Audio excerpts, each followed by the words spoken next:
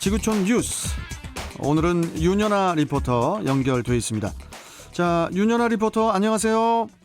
네, 안녕하세요. 예. 자, 오늘 첫 번째 해외 소식은 뭡니까? 뭐 또 슬픈 얘기입니까? 네, 오늘은 재미있는 얘기부터 전해드릴게요. 아, 그래요? 네, 네, 세계 최초로 우주 여행을 한 민간인이 탄생했다는 소식입니다.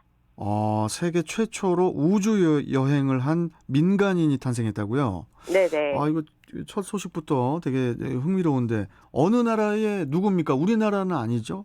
예. 네. 해외 소식이니까. 주인공은 영국의 70세의 억만장자 기업인 리처드 브랜슨 버진그룹 회장을 포함해서 조종사 2명과 또 이 회사의 임원 3명 등 모두 6명인데요. 이 미국 서부 시간을 기준으로 11일 오전 7시 40분 미국 뉴멕시코에 위치한 스페이스포트 아메리카에서 버진 갤럭틱의 우주 비행선 유니티 22가 지구의 끝을 엿보는 유인 우주 비행에 성공을 했습니다. 보통 그동안은 전문적으로 훈련을 받은 우주인들이 이 각각의 미션을 수행하기 위해서 우주로 간 사례가 있었지만 이번처럼 정말 민간인이 우주를 여행의 목적으로 간 것은 처음인데요. 이날 미국에서는 생방송으로 약 75분의 여정이 중계가 됐습니다. 이 중계된 모습을 요약해보면 우주 관광용으로 개발한 우주선 VSS 유니티를 이브라는 모선 비행기에 탑승을 시키고 이륙 40분 뒤 상공 16km에 도달했을 때 분리시켜서 이 유니티를 우주에 쏘아 올렸는데요. 이 이후 모선에서 분리된 유니티는 마하 3의 속도로 우주를 향해 날아오르면서 이 지구 가장자리인 상공 88.5km에 이르렀고요. 약 4분간 선실 내부를 떠다니며 중력이 거의 없는 미세 중력 상태를 경험한 뒤에 지구로 무사 귀환했습니다.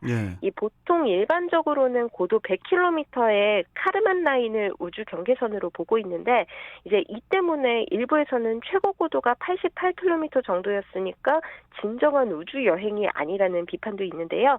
이에 버진 갤럭틱 측은 미국 항공우주국 나사 측에서는 고도 80km 이상을 우주로 정의하고 있기 때문에 문제가 없다는 것이 입장입니다. 이번 우주 여행에서 가장 인상적인 점은 우주 여행을 생각하면 보통 우주복을 크게 챙겨 입어야 될 것 같잖아요. 근데 일반 비행기를 타는 것처럼 헬멧을 쓰지 않았다는 점입니다. 참 신기하네요. 아니 그나저나 저기 리처드 브랜슨 이 버진 그룹 회장이 이 버진이 이제 되게 유명한 그 영국의 그 버진 음반사로 알고 있거든요. 음반사로 상당히 돈을 많이 번 회장인데 뭐 머라이어 캐리가 됐던 세계적인 그 팝스타들이 상당히 많이 계약을 했었던 아무튼 그런 그 돈 많이 벌었던 분이거든요, 이분이. 네네. 억만장자. 네. 아무튼 뭐 그야말로 이 여행 가듯이 이 우주로 갈 수 있는 시대가 열린 것 같은데 아니 그런데 전에 우리 윤연아 리포터가 전해준 소식에서는 그 아마존의 제프 베이조스 있잖아요. 네네네. 제프 베이조스가 최초의 우주 여행을 할 예정이다. 이렇게 말씀하셨었거든요. 우리 윤연아 리포터께서. 네, 맞습니다. 근데 어떻게 어떻게 된 겁니까, 이게? 예, 아마존의 창업자인 제프 베이조스가 다음 주인 이달 20일로 우주 비행 계획을 발표했을 당시에는 이 제프 베이조스가 최초의 우주여행을 하는 민간인이 될 것으로 모두가 예상을 했었는데요. 이 브랜슨 회장 역시 당시에도 우주비행 계획을 세우고 있었지만 일정이 올해 말이었습니다. 근데 이 제프 베이조스의 비행 계획 발표 이후에 이달 9일로 빠르게 앞당긴 겁니다. 이 사실상 우주관광 경쟁의 첫 테이프를 끄는 건데요. 이 브랜슨 회장은 아무도 믿지는 않겠지만 경쟁을 위해서 앞당기지는 않았다면서 경쟁설을 부인을 했습니다. 처음이라는 타이틀은 정말로 이 최초로 해야만이 얻을 수 있는 것인데 이렇게 브랜슨 회장이 아니라고는 뭐 재차 밝혔지만 그것도 우주 여행이라는 역사적으로도 오래 남을 일에 이 제프 베이조스 입장에서는 좀 새치기 당한 그런 기분이 들 것도 같은데 어떻게 보십니까? 네, 좀 저도 서운할 것 같은데요. 일단 베이조스는 본인 SNS에 브랜슨의 첫 우주 관광에 대해 비행을 축하한다고 밝혔습니다. 그리고 발표한 대로 다음 주인 오늘 20일 아폴로 11호의 달 착륙 52주년 기념일에 맞춰서 이 남동생 등과 함께 직접 우주 관광 체험에 나설 예정인데요. 이 최근 본인이 탑승하는 블루 오리진이 브랜슨의 우주 비행기보다 더 높이 비행한다는 점을 강조하는 글을 올리기도 했는데 조금 서운하셨던 것 같죠. 네, 그리고 또 다른 경쟁자가 있는데 역시 우주 비행을 계획 중인 테슬라의 최고 경영자인 일론 머스크는 발사장에서 이번 비행을 직접 지켜봐서 화제인데요. 이 머스크가 직접 탑승하는지는 알려지지는 않았는데 이 본인이 설립한 우주 탐사 기업 스페이스X도 오는 9월에 일반인 4명을 우주선에 태워서 지구를 공전하는 궤도 비행에 도전을 합니다. 이들 중 가장 늦게 출발하지만 더 멀리 궤도까지 여행을 하고 있어서 이번에 여행을 마친 버진 갤럭틱의 우주 관광과 또 제프 베이조스의 블루 오리진을 한 수 아래로 평가하면서 앞선 우주 여행을 견제하기도 했습니다. 그렇군요.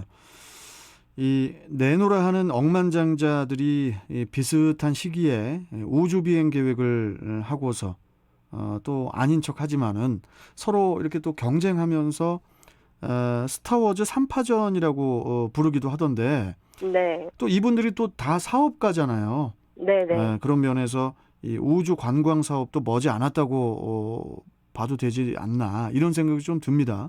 네, 이 실제로 버진 갤럭틱은 내년부터 완전한 상업 서비스를 시작한다는 구상으로 이 브랜슨의 이번 우주 비행은 우주 관광 사업을 활성화하기 위한 일종의 판촉 전략이었는데요. 이 실제로 600여 장의 우주 관광 티켓이 예약 판매가 됐는데 이 가격은 약 25만 달러로 우리 돈 2억 8천만 원 정도라고 합니다. 그렇군요.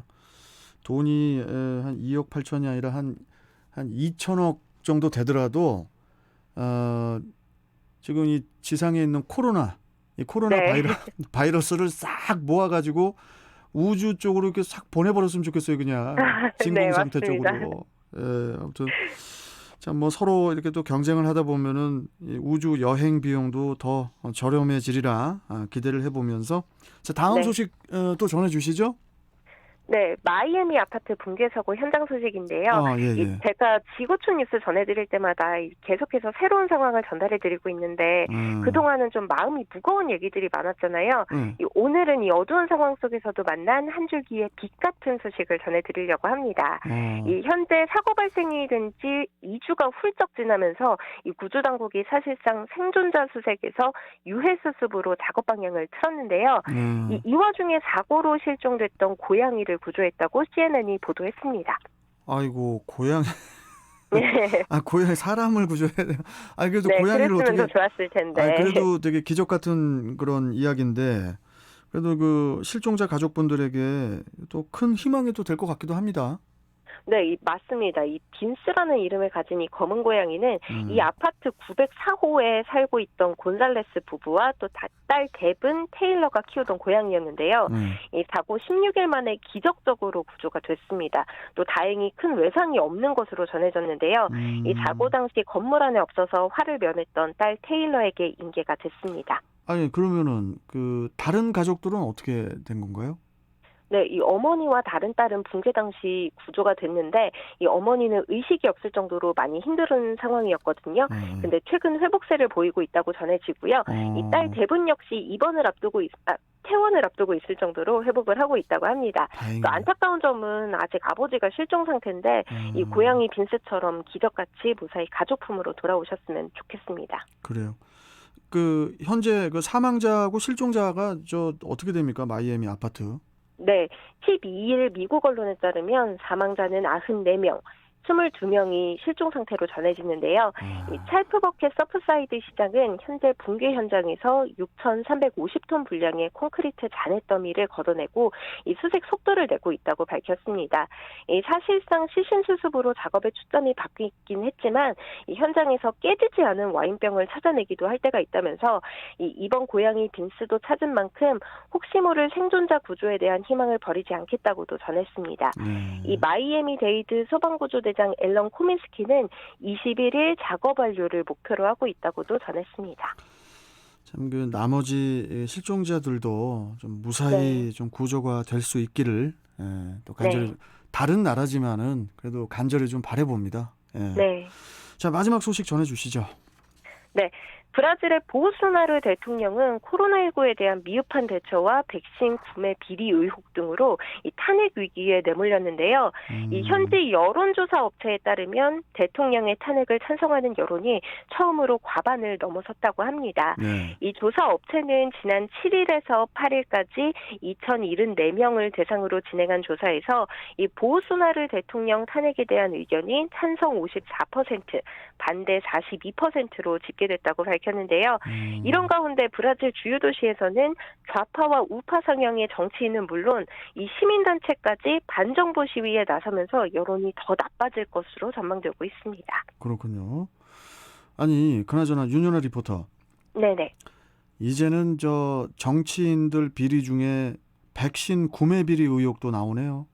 네, 그렇습니다. 참 어처구니가 없습니다. 예. 자, 일단 오늘 말씀 여기까지 듣도록 하고요. 네. 또 다음 시간에 또 뵙죠. 고맙습니다.